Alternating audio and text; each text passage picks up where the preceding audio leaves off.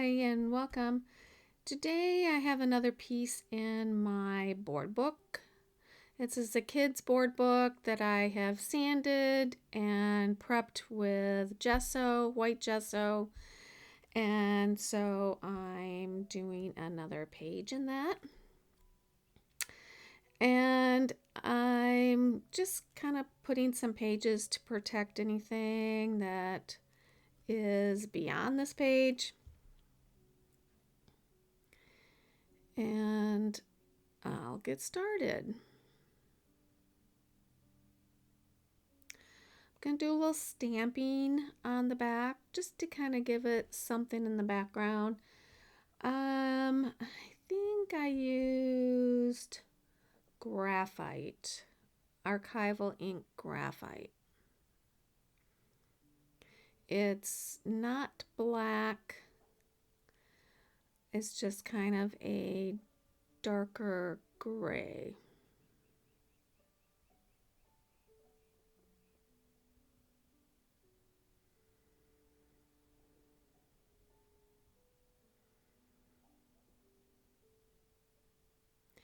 And then I'm going to use this Tim Holtz stencil.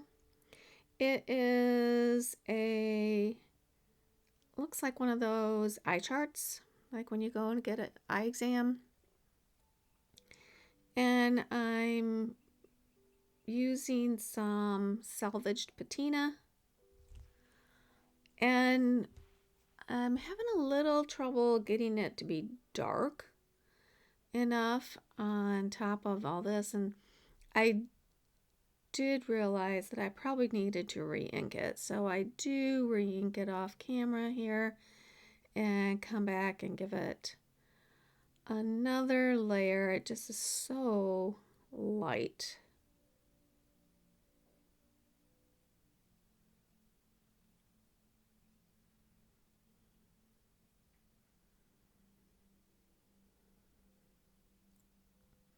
I mean, I do have a little bit of trouble getting inks to be their most vivid on top of gesso versus on top of a mixed media paper or some other art paper.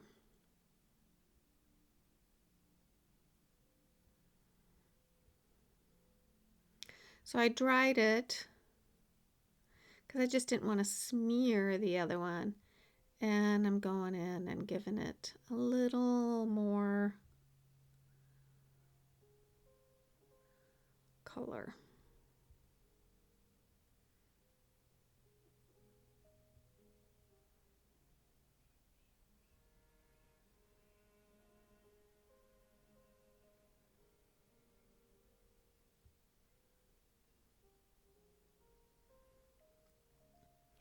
So I'm putting one on each side, but I'm altering the location. One's higher, one's lower.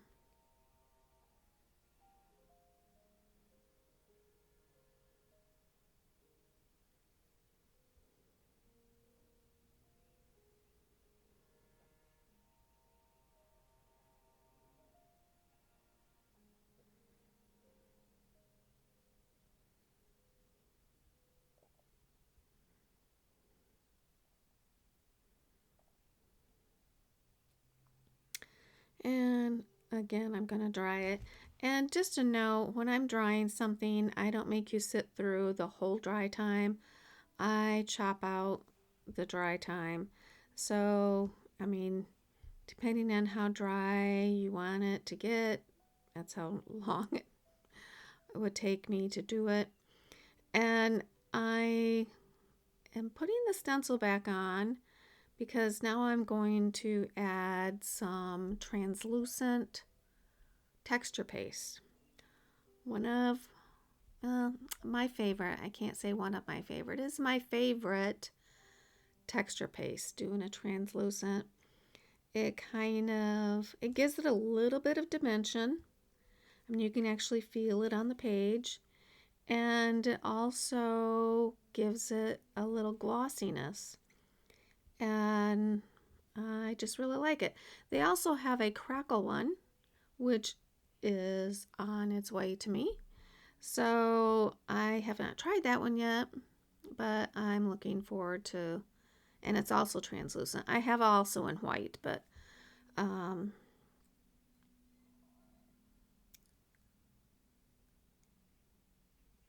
and I just kind of smear it on. It's almost the consistency of yogurt, and so you're just smoothing it on. And some stencils are easier than others not to have it go under the stencil, and I find if it has bigger spaces on a stencil, I don't know what I mean by that, but it's like if it's like I have one that's kind of like got swirls on it, and that one's really difficult not to get the stencil beyond the openings to have it kind of go behind the stencil. But this one was pretty easy, and I think this is the first time I've used it as for texture paste.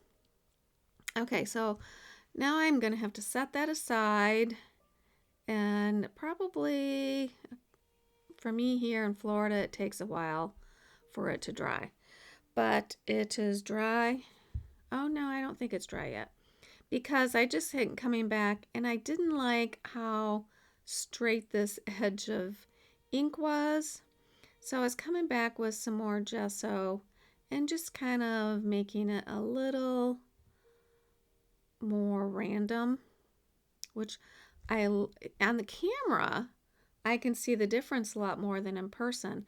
And I actually come back with a thicker one, and I think it doesn't do as good a job as the thin one. I'm not sure, but it did help in the sense that it just looked like such a straight stamp. Okay, now it's all dry, and I'm going to use this stencil. I want to kind of have a design in the middle of the page, and so I'm going to be adding some shabby shutters and some green, and it's going to be my second color. And so I put it on each side, and then in the middle I use the stencil to add a little design in the center.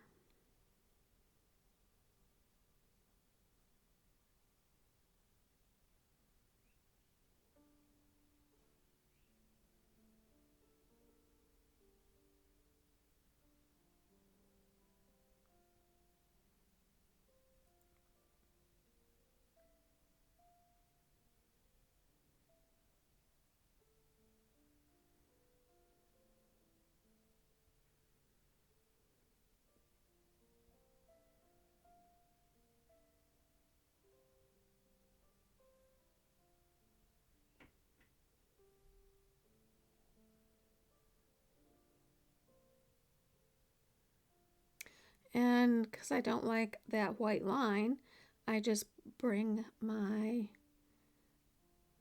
little sponge and just come to the circles.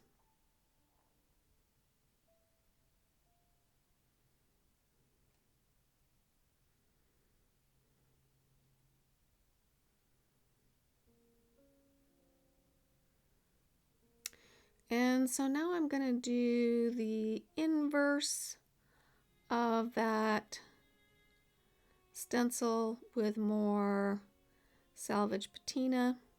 And I flipped it over so that when I flip the stencil to add onto the page, it's the same way that it was when I stenciled. So the circles will match up. I mean, you think it wouldn't they'd match up because they're circles, but they're different. So it just matches right up. And although I didn't get a lot of ink coming down on the book, and so I do bring out my spray just to kind of help do it, because my ink pad was just not as juicy. I did ink it up, but maybe I didn't do it enough. It just wasn't juicy enough.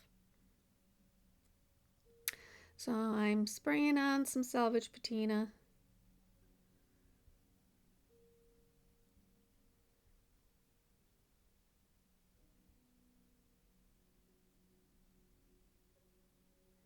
And here I actually forget to turn my stencil around. Or no, I did. That is right. I think maybe when I do it again, I didn't do it.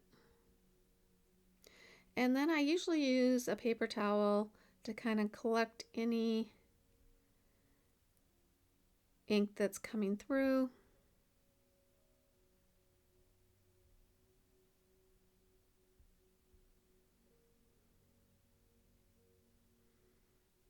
And I didn't want a lot, just some. And when you have little globs there, bunches that you don't want, you can just use, you typically keep a dried up baby wipe to grab it off, because paper towels usually have some sort of pattern on them, and it will leave that pattern.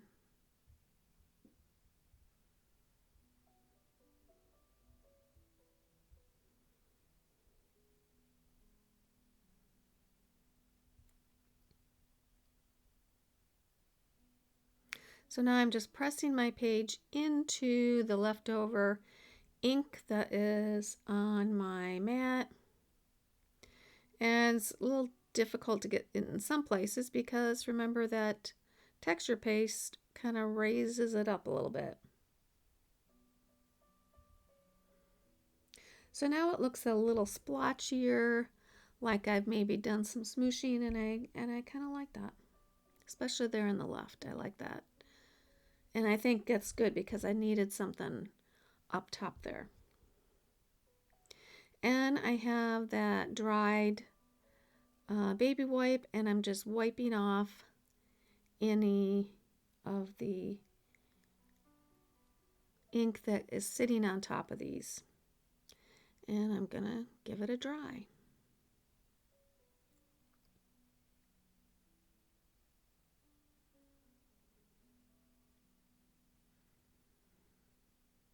And of course I have to add some vintage photo around my edges. It's just what I do.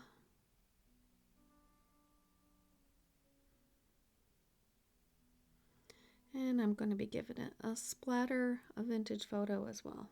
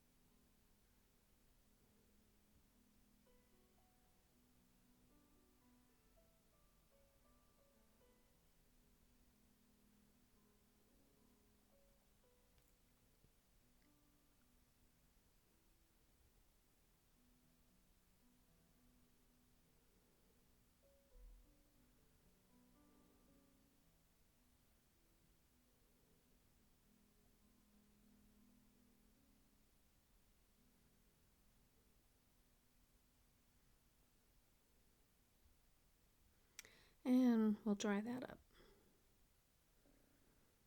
Spend a lot of dry time.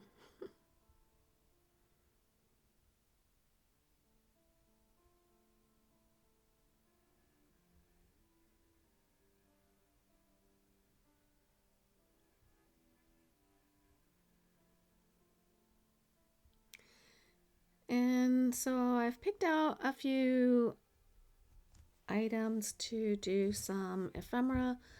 I don't want to do a lot of coverage. So I'm just going to add a little bit on each side.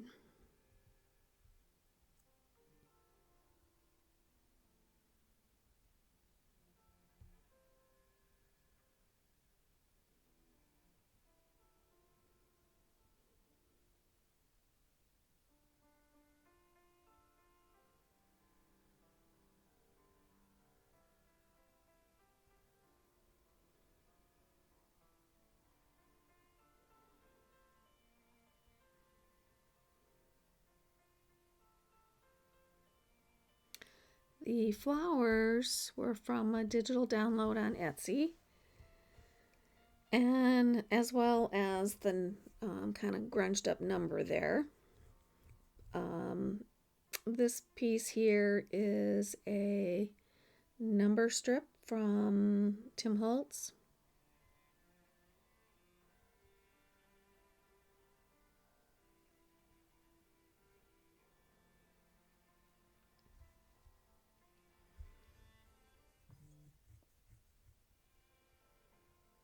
Any of the Etsy downloads,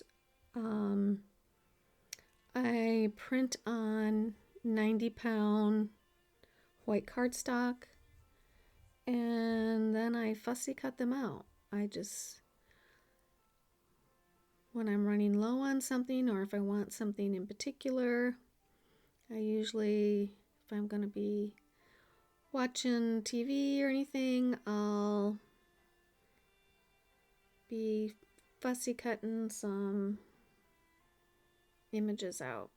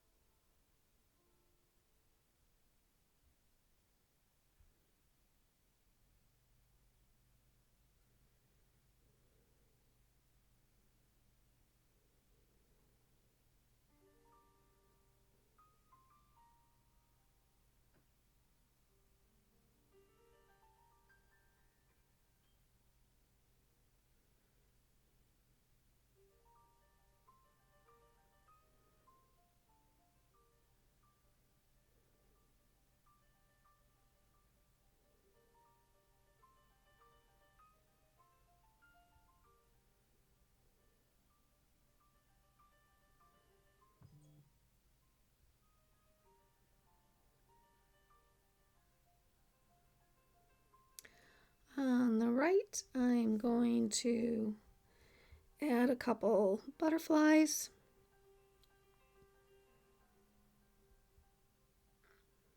as well as just a couple pieces of ephemera.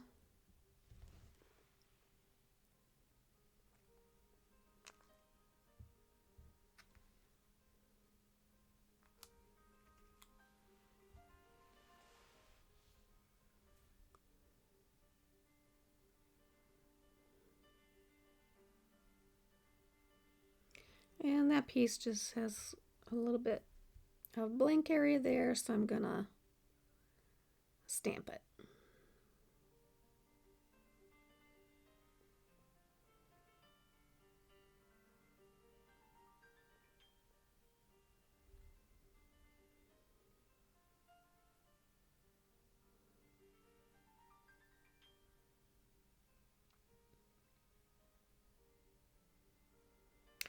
And I'm doing that with black StazOn ink.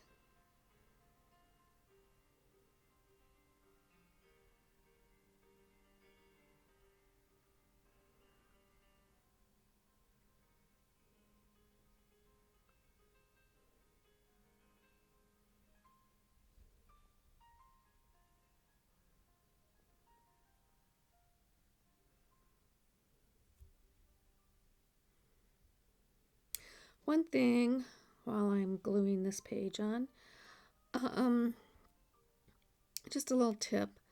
this, when I close this book, this page, I've got texture, a translucent texture paste on one side and also on the other side.